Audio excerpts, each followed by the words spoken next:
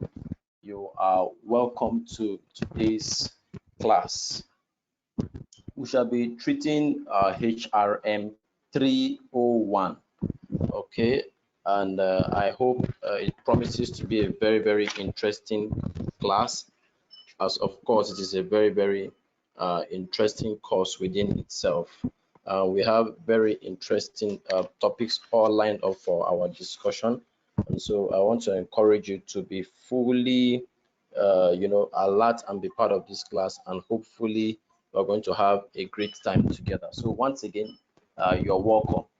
We're going to start with the introduction to human resource management.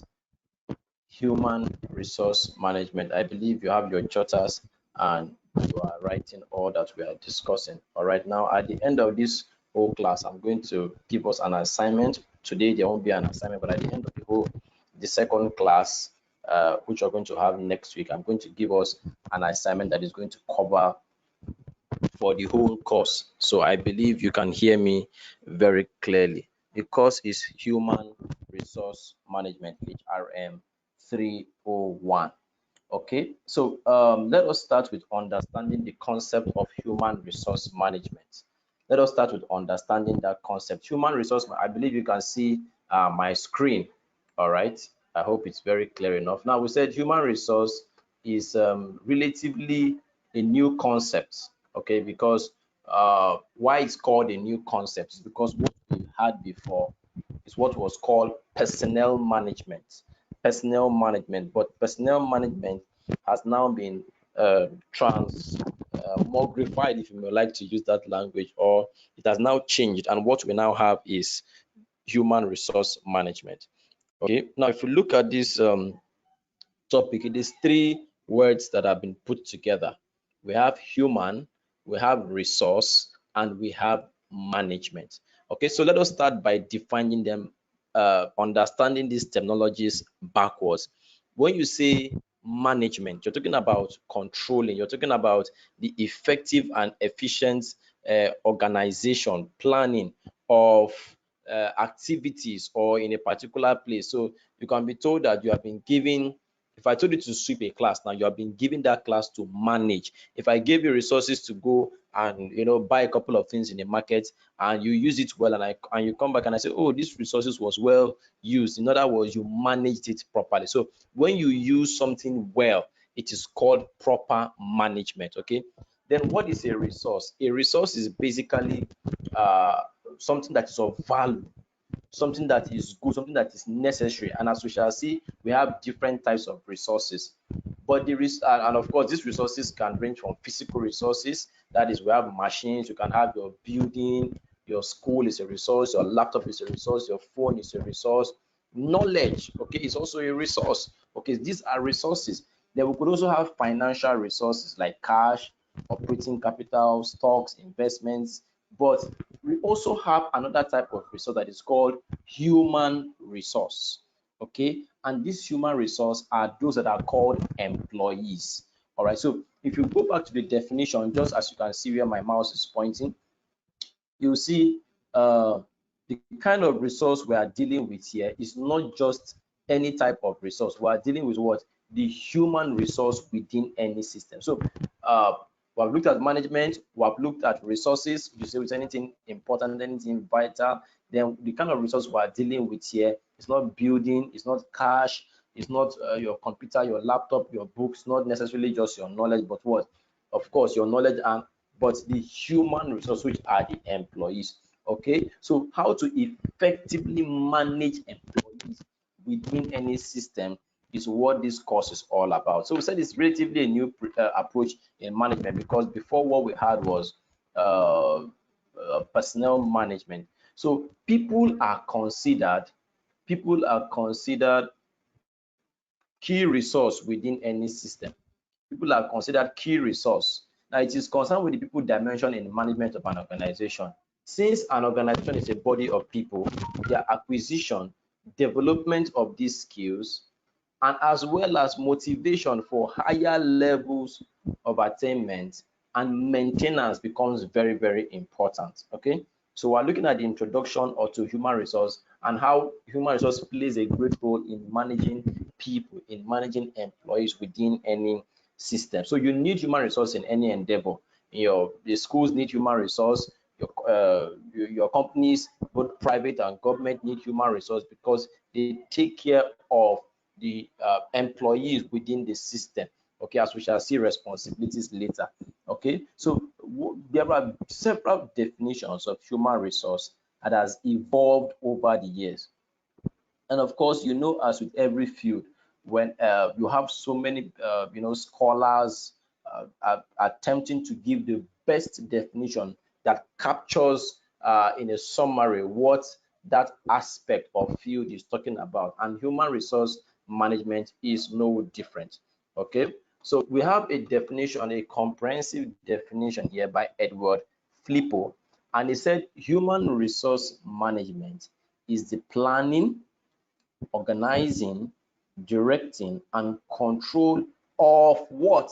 The procurement, development of resources to the end that individual, organizational, and societal objectives are accomplished. So what Edward Flippo has done is that uh, he brings in a very important ingredient that every organization has what is called an objective. An objective is what you set out to achieve. Okay, and so you need people that can effectively plan and coordinate resources so that that goal at the end of the day and the objective you have can be realized. Okay, so we said that definition is very comprehensive by Edward Flippo, and we said human resource has to do with skills, has to do with knowledge. Human resource has to do with assets, and all these skills, knowledge, and assets are embedded in your employees. So if you do not know how to effectively manage your staff, manage your employees within the work environment and anywhere you find yourself, within even a small business, you will see that because of this lack of proper and judicious use of these resources, you will not get the best. You might not achieve your goal. You might not achieve your desire at the end of the day. So that is very, very important when it comes to human resource management. Now let's go to the functions. Human resource management is broadly classified into two functions. Okay, broadly classified into two functions. The first, which is the function we call managerial function, and the second function is called operational function. Please do not forget this. The functions of human resource management are broadly classified into two. The first being managerial function, and the second being operational function. Let's quickly have a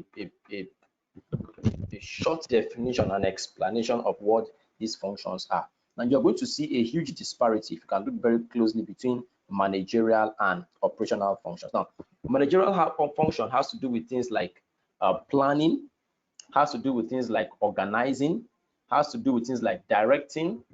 This shouldn't be here. Has to do with things like planning, organizing, directing, controlling. So you see that these are managerial functions. You want to see that the plans you set in place, that your staff and all those key players that are responsible are carrying out their duties well. In organizing, you are making sure that the resources that are available are being used judiciously, while you're directly and controlling the activities of staff. So you can see that these are mostly managerial activities. But when it comes to operations, operations has to do with mostly a very functional, or rather very practical handling. So when we talk about things like employee getting of employment of staff, bringing in new staff, it's a very important key role. It's an operational function. What about their compensation of staff in terms of salaries, in terms of remuneration, in terms of other benefit that they stand to get?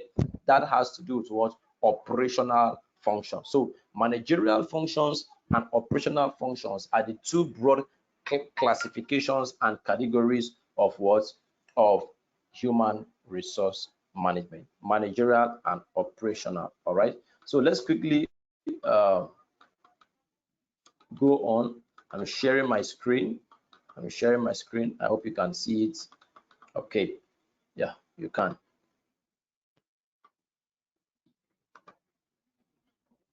Okay, so let's look at the responsibilities of the human resource manager. Responsibilities of the human resource manager. I want to look at a couple of responsibilities which are very key. The first is planning, which is one of the first topics we're going to look at after the introduction. We're going to look at planning for the company's future and adding to its competitive advantage, which is a key responsibility. Planning is very key. Before you start up for this lecture tonight, you planned. You knew you had your day, your activities, your other lectures. You knew that, okay, I'm going to be having a lecture by 8 p.m. tonight, and so you have to plan towards it so that every activity that you will have been doing at 8 p.m. is free. That time is free. So you plan. In the same way, human resource managers and the team of other managers plan for the company's future. It's called forecasting. You forecast, you look, you project into the future. Then we said the responsibility of the HRM is also to develop a happy and productive workforce.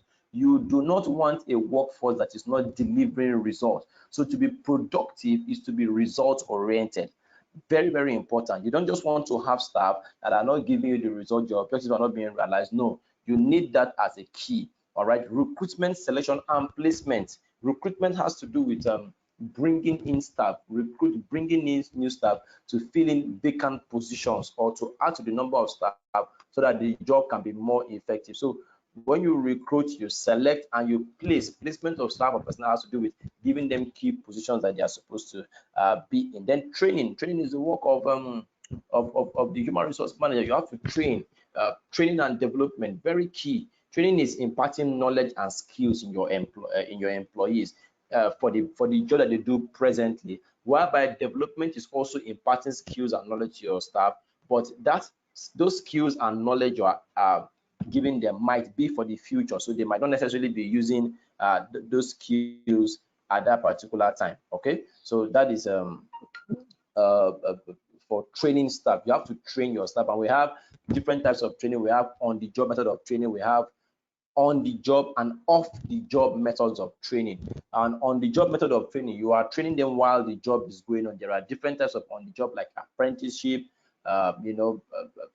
different system, job rotation. They are all forms of training on the job. Then we have off the job method of training, like when people go for conferences, they go for seminars. Those are off the job methods of training. Then we have appraisal. Appraisal is also the responsibility of human resource manager. What is appraisal? Appraisal is to carry out an assessment. Just like in the school system, at the end of this whole course, we are going to appraise you. You're going to write a test, you're going to write an exam, you're going to do assignments. All these things come together is a form of examination, it's a form of assessment. So even within work environment, we assess our staff to see their performance and how they are doing. Are they doing well? Are they doing better? Are they in line with the objectives, so that we can determine areas where staff are lagging and be able to come up with programs in training staff to be able to do better. So appraisal can also be done annually or biannually, as a company deems fit. All right, then we also have motivation. Motivation is a very key aspect in human resource management, and motivation has to do with a form of encouragement. It has to do with steering, encouraging your staff to do better by giving them certain kinds of incentive, improvement in salary, giving them housing schemes, allowances, employee of the month, recognition of their effort, applauding them, recommending them. All those are forms of what motivation. They also have, of course, which also falls under motivation, remuneration, and coming up with different reward systems, okay, benefits and promotions. We have resolving conflict, which is the responsibility of the human resource manager. Conflict resolution is a key aspect of HRM, because we call a conflict as anything that disrupts the smooth flow of work. So when there are disagreements, when there are challenges and problems in the work environment, the human resource manager and the team of managers has to lead the fight to resolving workers. Okay, then we also have worker protection. Okay, the protection of workers is the responsibility of human resource manager. Worker protection, their health and safety. Okay, that's why you have unions sometimes, that when workers are going through certain kind of challenges, the unions come together to help to defend workers, to fight for their rights. Okay, and so even where there are no unions, it's still the responsibility of the company to see that the health and safety of workers is safe. Just like what the whole pandemic we are going through right now in the nation. Uh, this is the health and safety of Nigerians are very, very important, and that's why the stay home and lockdown system has been introduced. So also in any system, if you see that your job is putting you in harm's way, that becomes the responsibility of human resource managers to see that workers are fine, they are healthy, they are protected, their rewards are given them as and at when due. Then employee rights also, because we have international labor organizations and World Health Organization and other bodies, that help to regulate the activities in work environment. Okay, to see that workers are treated well, fairly, and that's where employee rights come in. Okay, employee rights come in place because apart from just being in a place, employee has the right and employer also have their rights. So these are the parts that human resource managers make sure and take care of them. We also have developing what is called an organizational culture. Developing an organizational culture. What is an organizational culture? An organizational culture is the way of life or the way things are done in an organization. That's what is called an organizational culture. Okay, basically, a culture is a way of, or culture rather, is a way of life. Culture is the way of life of a people and how they do things. Okay, so the culture of any work environment is very important and must be understood by the workers. There is a culture within the school system, for instance. There's a culture, there are language and culture. If you examine culture, there are several attributes and characteristics that portrays culture. For instance, dressing portrays culture, language portrays culture, speech, how you do things, your modus operandi, all um, you know communicate all that we need to know about culture. So even within systems you organize, or if you get to a school environment, you'll hear lecture, you hear an exam, you hear handout, you hear lecturer, you hear project, you see students dressed in simple wears, t-shirt and jeans, all those carrying bags all over the place.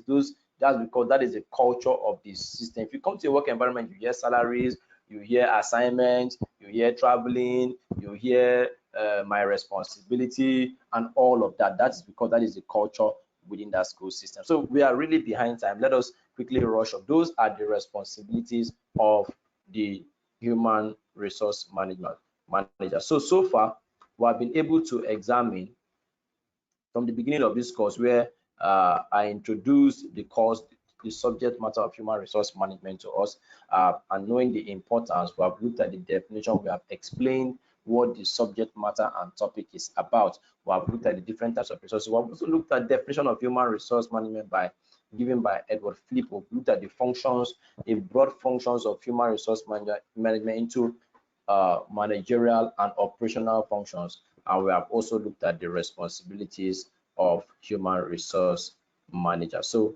we're going to proceed very quickly to talk about human resource planning, which is going to be one of our first topic that we're going to be looking at: human resource planning or human resource planning. Now, we already looked earlier on as that human resource planning is a fundamental key, okay, in human resource management, and we looked at it as one of the responsibilities of the human resource manager. So human resource planning is concerned with the planning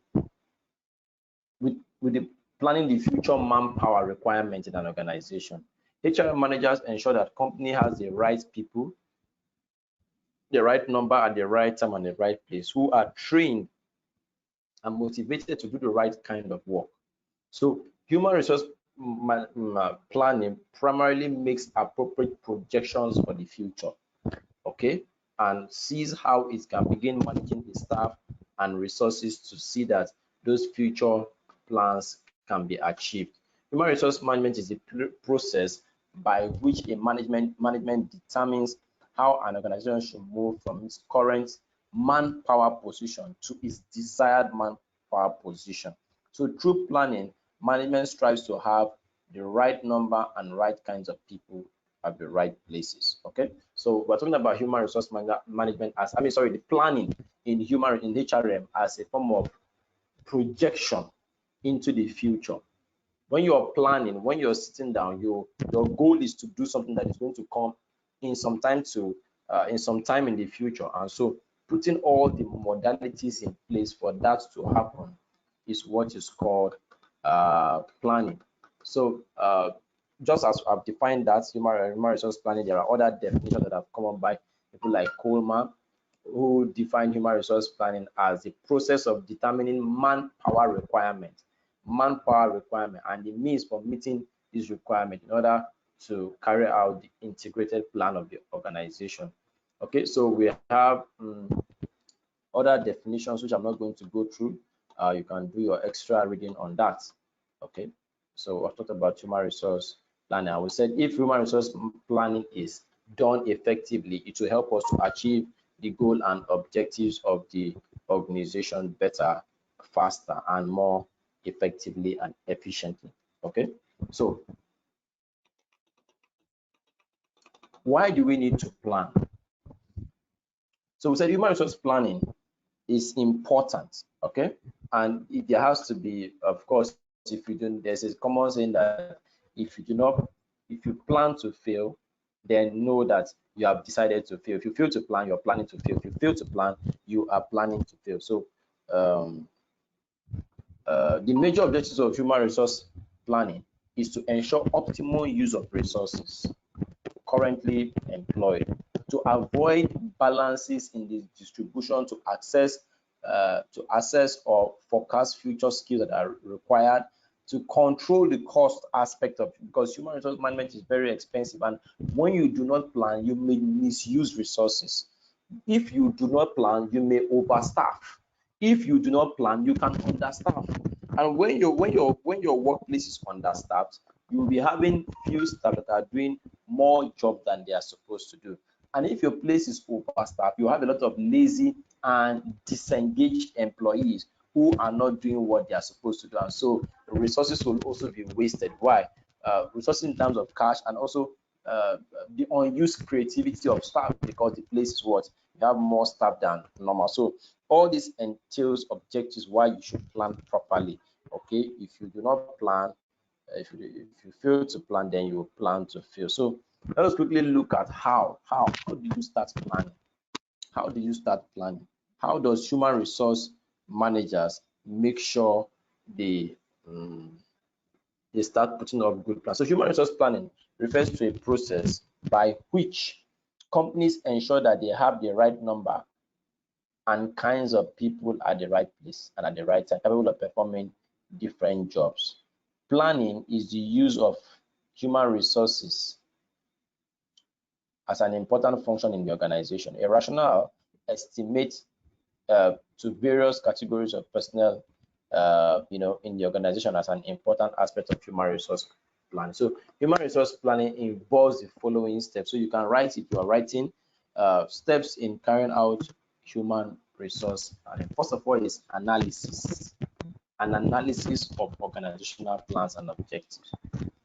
Okay, so what is the overall plan that the company has?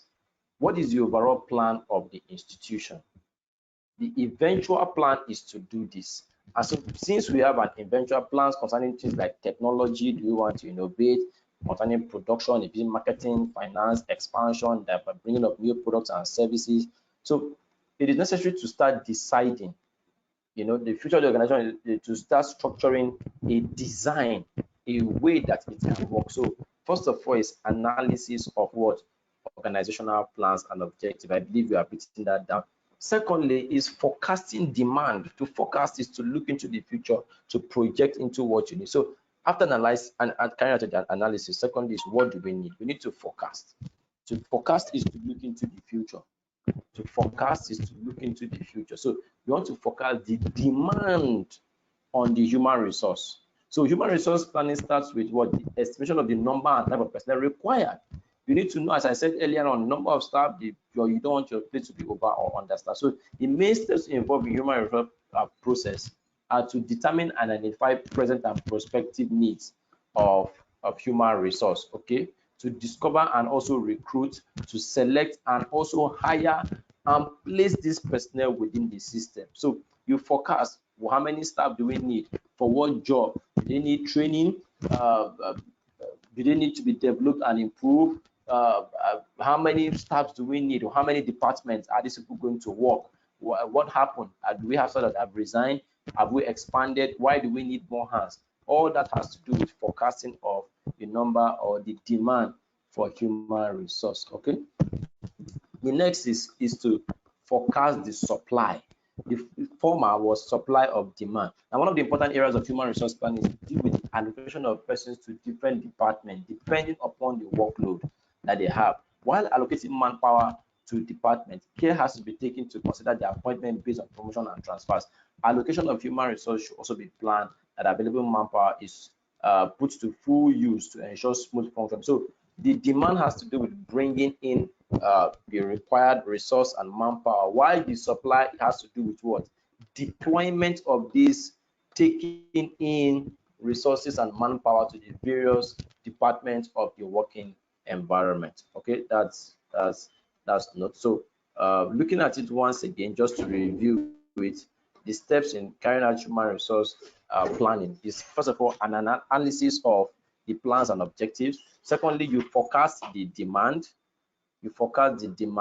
Then thirdly, you forecast the supply. Demand has to do with bringing in into the system. Then supply has to do with their deployment to their various units and departments. Then the fourth step is estimating manpower gaps. That's very, very key. Okay. Now, human resource requirements of manpower gap can be identified by comparing demand and supply.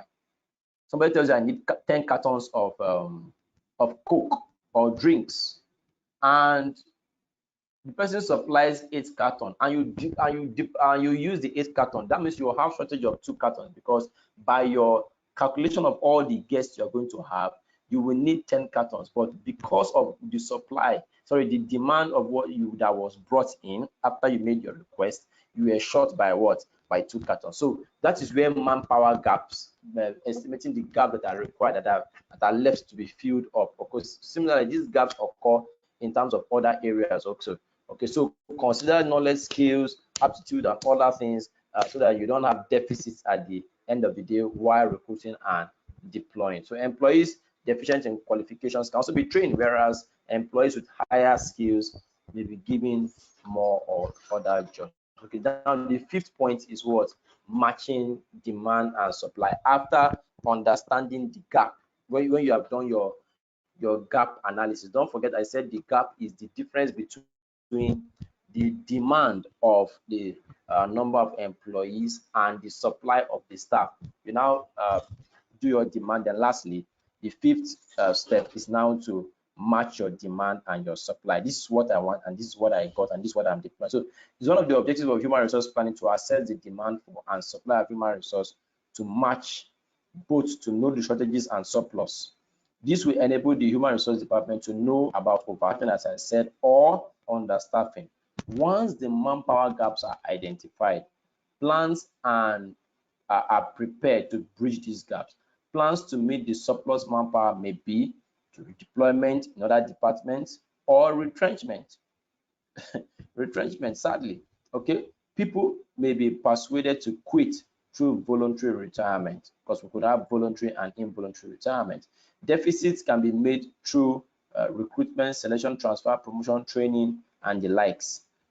For that, realistic plans for the procurement and development of manpower should be made after considering the micro and macro environment, okay, within the organization. So we're talking about human resource planning, and we said planning is forecasting. It's a kind of projection into the future of of the company, what you will need. And we said in planning, you have to analyze, you have to bring in forecast, you have to demand the staff you need, and you have to supply them by deploying them into the various units. Then you do your gap analysis to know where there are shortages. Then you now further create a balance. Okay, so do not forget these are the how to carry out planning.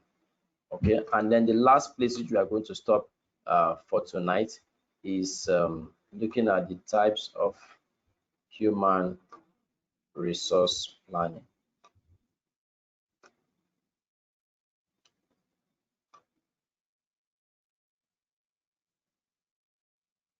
Okay, let's leave that because that's part of my assignment. So let's move to human resource information system. Human, which is where we'll wrap it up for today. We have about 6 more minutes. Human resource information systems, an important element in human resource development. Okay, now we said it is a system of maintaining, collecting, and analyzing data of human resource. It helps managers in decision making, promotion, wages.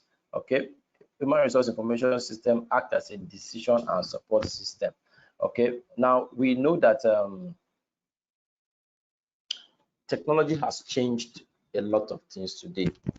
A lot of us are in different parts of the federation as I speak, different centers, different training centers, but yet with the use of technology, we can harmonize our system where we can have lectures that everyone can benefit. So if you do not have a good human resource information system, which is aided by what? Technology and other systems we are going to look at, then you are sure to have difficulty in managing information. So let's look at our HRIS. So current interest in human, major reasons for the present emphasis on manpower planning may include, okay, let me be done with this. Sorry, I skipped something. The human resource information system include the information relating to employees, their abilities, their potentials, their skills, their pay, various jobs that they do, their required skills, and all their qualifications, the number of employees that are available, the executives, the training, the organizational, the policies, the procedures. All of these are contained in what is called the human resource information system, which is largely managed by the use of technology. Just the way in schools you have your management information system, which is a course that many of us are taking, and in your schools largely controlled by information is largely controlled by the use of technology. So as we wrap it up, current interest in human resource plan, major reasons for emphasis on human resource planning is let's look at the following. Number one, employment and unemployment situations. Number two, technological change. The changes in the production in technology, marketing method, management techniques are rapid. This world has truly the work system and work styles today has changed. So these changes can cause a lot of issues. So you have to prepare for technological changes. Very, very important. If you do not plan well, if GPTS was not well planned and organized, we cannot be having lectures online this way. This is where human resource planning comes in. Okay, you prepare for organizational change, which is the third point. You prepare for demographic changes. We said the change, you plan for demographic changes, rather the changing profile of the workforce in terms of age, sex, literacy, and all of that. Today, a lot of young people are working in huge firms because of the advent of technology, IT, digital marketing that is very driven and all of that. So the demographic changes have to be studied, the skill shortages, and and their empowerment, legislative control that has to do with government systems, labor laws, and system concept. Okay, so we're going to be wrapping it up here because my time is up already. As I said earlier on, we have been able to look at the introduction to human resource management. We have looked at an overview of what human resource management is, the definition, the managerial and operational functions, and the responsibilities. And we have also examined the need and importance of human resource management planning in any system. And as I said, I'm not going to be giving us an assignment today. In the next class, I'm going to give us an assignment that is going to cover for all the assignments we are going to do in this course, and of course the required email to submit. Now, let me also say this, that if you are given an assignment, make sure you do the assignment and send it as an attachment. A lot of us, for previous assignment that I gave in some other courses that I'm taking, students go to their mail and type out what they want directly. No, do not type it out. We need to download your assignment. Okay, you will not give your lecturer the responsibility of copying your assignment and making reference to it. Make sure for those of you that are using phones, download the app from Play Store, where you can maybe the writer, word writers, and all of that, so that you type your assignment, then attach it, okay, to the mail and send. If you type your assignment directly on your mail, I am not going to attend to it. So please note that and tell your other colleagues, and I think you should do that for other courses. Make sure you type and send your assignment as an attachment. So thank you so much. Thank you for being part of this class, everyone, and I hope you have a wonderful evening. Thank you.